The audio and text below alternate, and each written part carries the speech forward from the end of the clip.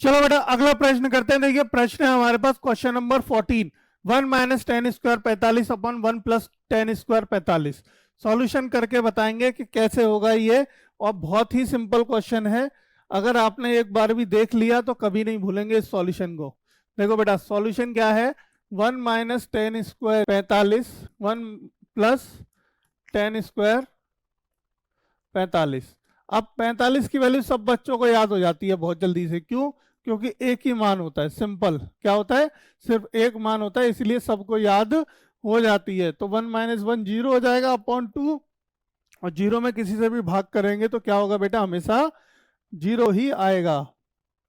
तो आंसर आ गया जीरो। अब एक तो था यहाँ पे जीरो लिख देता वो, तो जीरो हमारा आंसर होता है। अगर उसने लिख देता वैल्यू 0 1 2 3 तो हम जीरो लिख देते, ठीक है, जीरो हमारा आंसर सही हो जाता ऑप्शन में। बट यहाँ पे जीरो ही नहीं दिया, यहाँ तो वैल्यू पूछ रही भाई cos 90 की वैल्यू क्या होती है, और sin 90 की वैल्यू क्या होती है, tan 90 की वैल्यू क्या होती है, sin 45 की वैल्यू क्या होती है।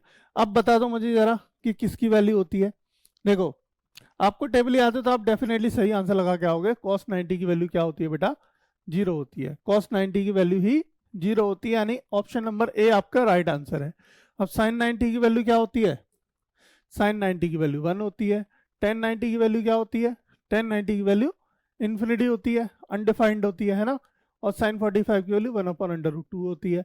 तो इसका मतलब जीरो किसका मान है, cos 90 का मान है, ठीक है। तो ये तो नहीं हो सकते, है ना, ये नहीं हो सकते, इसलिए ऑप्शन नंबर ए ही आपका आंसर होगा। तो ये मैंने तीनों बता दिया आपको। अगर यहाँ पे कोई मान और आता तो हमारी कोई और आंसर आता।